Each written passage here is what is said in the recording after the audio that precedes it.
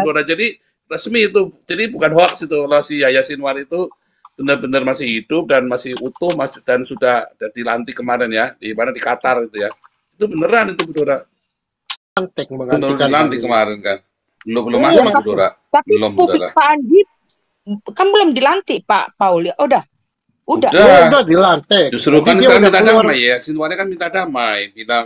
minta Dia supaya ada keluar gencatan udah senjata keluar dari permanen Gaza. karena dia sendiri kan udah takut kan, udah habis uangnya juga.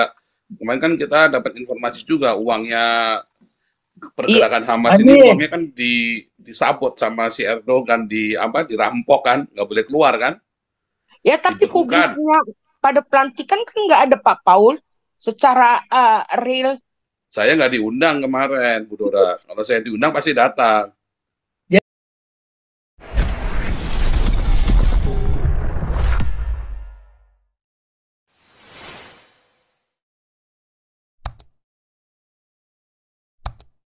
Ini tulang lagi tulang.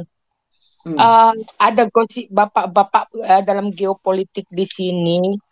Katanya sebenarnya si Yahya Sinwar itu ini ada juga berhubungan dengan geopolitik di Indonesia terhadap radikalisme ya tulang Islam ini. Saya dengar sebenarnya si Yahya Sinwar itu sebenarnya sudah mati terbunuh, cuman dipublikasikan mereka sebagai Belum mati. Belum mati, masih ada. Kan tempo hari pelantikan, dia kan dilantik menggantikan dilantik kemarin kan. Belum Iya, masuk Bu Dora. Tapi Belum Bu publik Dora. Pak Andi kan belum dilantik Pak Paul ya. Udah dilantik. Justru kan kita minta damai ya. Sinwarnya kan minta damai, minta supaya ada gencatan senjata permanen karena dia sendiri kan udah takut kan, udah habis uangnya juga. Kemarin kan kita dapat informasi juga uangnya pergerakan Hamas ini uangnya kan disabot sama si Erdogan, dirampok kan, nggak boleh keluar kan. Ya tapi publiknya pada pelantikan kan nggak ada Pak Paul secara real. Saya nggak diundang kemarin Bu Dora. Kalau saya diundang pasti datang.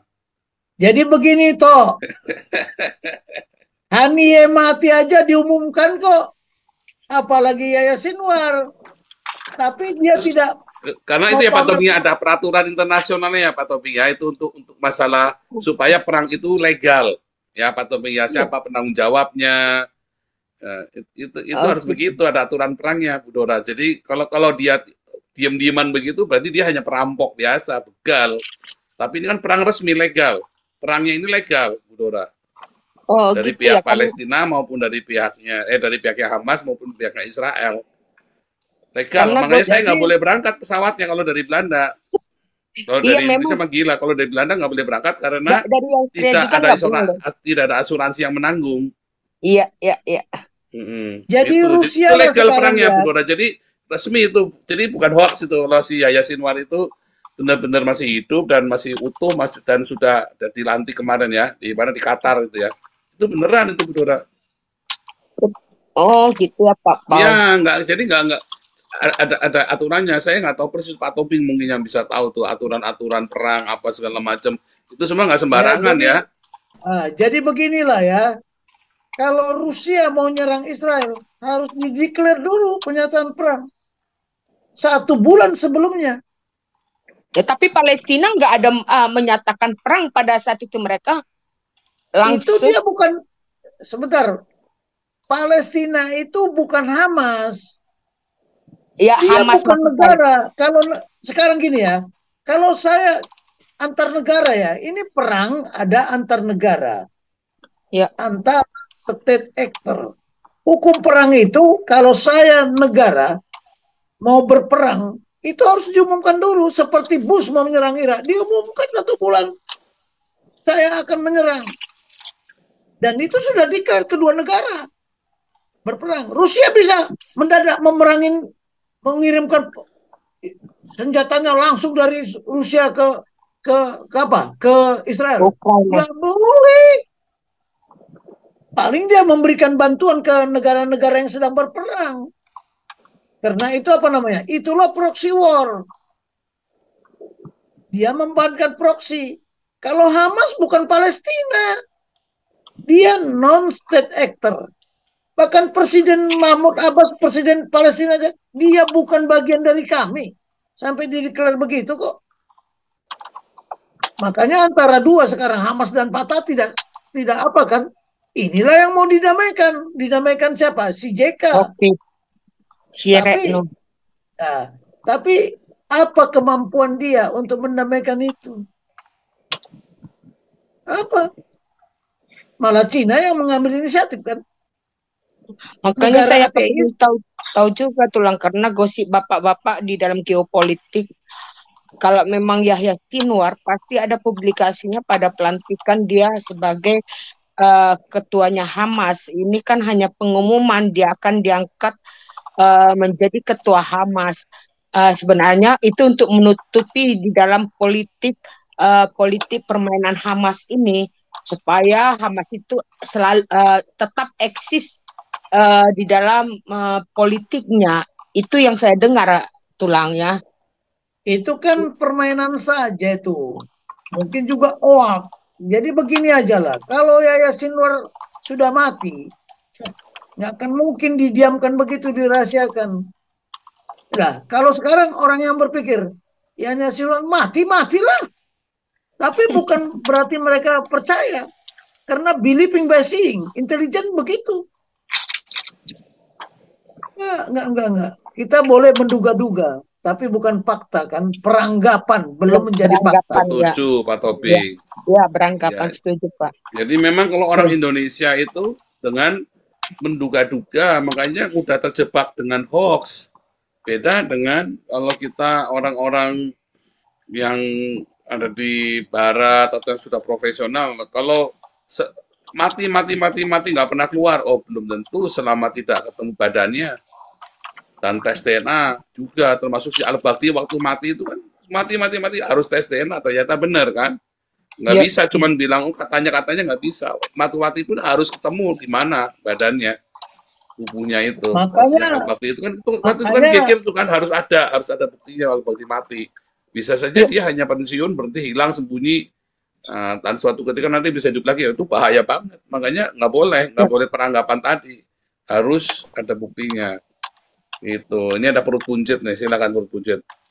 Ya, Pak Tobing, ini kan Indonesia kan sistem demokrasinya kan udah nggak kayak dulu ya, one man one vote. Jadi maka muncul mayoritas minoritas, muncul pro dan oposisi. Kalau pikiran saya oposisi itu artinya menolak kan begitu. Saya bikin apa kamu nolak, kamu bagian nolak. Saya pengen itu kamu bagian menolak. Jadi saya melihatnya seperti itu. Terus juga kan kita kadang kita juga bilang kan suara rakyat adalah suara Tuhan. Sekarang kita melihat rakyat ini mayoritas IQ-nya 78. Berarti Tuhannya kita bego gitu maksud saya. Berarti kita salah nih Tuhannya nih. Kok Tuhan IQ kita 78. Tuhan kita bego. Dan juga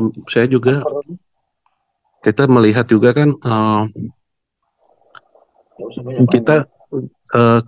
negara itu harus hadir. Jadi negara harus ada dulu. Kayak kita bagaimana mau mengenal Tuhan kalau Tuhan sendiri tidak datang lebih dahulu. Karena Tuhan sudah datang lebih dahulu, maka kita bisa mencari Tuhan. Nah sekarang negara ini hadir untuk semua bangsa, untuk semua rakyatnya atau tidak. Jadi harus dimulai dari negara dulu. Cuman saya melihat mungkin Prabowo akan sulit. Karena untuk memilih orang-orangnya aja mungkin dia akan sulit. Saya takutnya begitu. Tidak sesuai kapabilitas, tidak sesuai kemampuan. Kan banyak nih menteri-menterinya kacau. Apakah si Retno itu ngomong di luar negeri sudah kolaborasi dengan menteri-menteri yang lain, dengan presiden dan yang berkaitan untuk hubungan luar, apa dia bertindak sendiri? Nah, kita nggak tahu juga. Atau contohnya BPOM, apakah kepala BPOM orang yang ngerti dengan BPOM sendiri? Coba buka website-nya deh. Obat-obatan yang dilarang, obat ini dilarang. Tapi kalau saya baca, BPOM melarang karena FDA udah melarang duluan. Ya tinggal ngikut aja, ikut kata FDA apa, ya saya ikutan melarang. Ya kan, waktu kasus paracetamol yang ke ginjal anak, emang emang BPOM yang tahu? Kan enggak. Karena India ya, kalau nggak salah, India bilang ada apa paracetamolnya itu palsu itu, baru kita nyari, oh ya paracetamol nih, gara-gara paracetamol nih gitu. Tapi apakah BPOM-nya sendiri yang mengecek obat-obatan sirupnya, yang lain semuanya dicek? Nggak juga, malah pabrik obatnya disuruh ngecek lagi sendiri, suruh kirim uang lagi kan, itu seperti itu. Terus juga apa namanya, untuk yang lain-lain ini, mereka ini kan, apakah mereka yang ekstremis, yang entah atau radikal ini, apakah mereka nanti bisa gimana ya, bisa dieradikasi, apa namanya, ditanggulangi? Karena mereka sendiri juga boleh berbohong kan, boleh, aturannya kan boleh berbohong dalam perang, boleh berbohong supaya dalam perdamaian. Mana ada perdamaian di atas kebohongan? Satu lagi berbohong sama istri kan gitu, mereka boleh berbohong.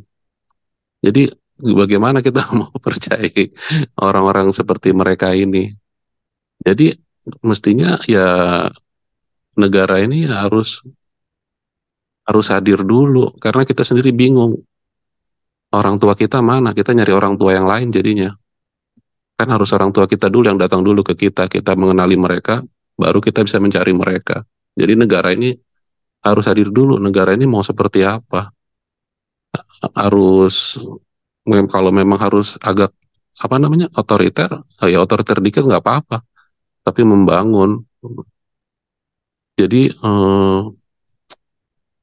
ya, jadi menurut saya sih seperti itu sih Pak Tobing. Mungkin ya akan kesusahan nih ke depannya kalau nggak ada perubahan yang radikal. Harus ada perubahan yang radikal, benar sih. Karena ya kalau nggak ada ya begini-begini aja, mungkin bisa makin hancur lagi kita. Seperti itu Pak Tobing.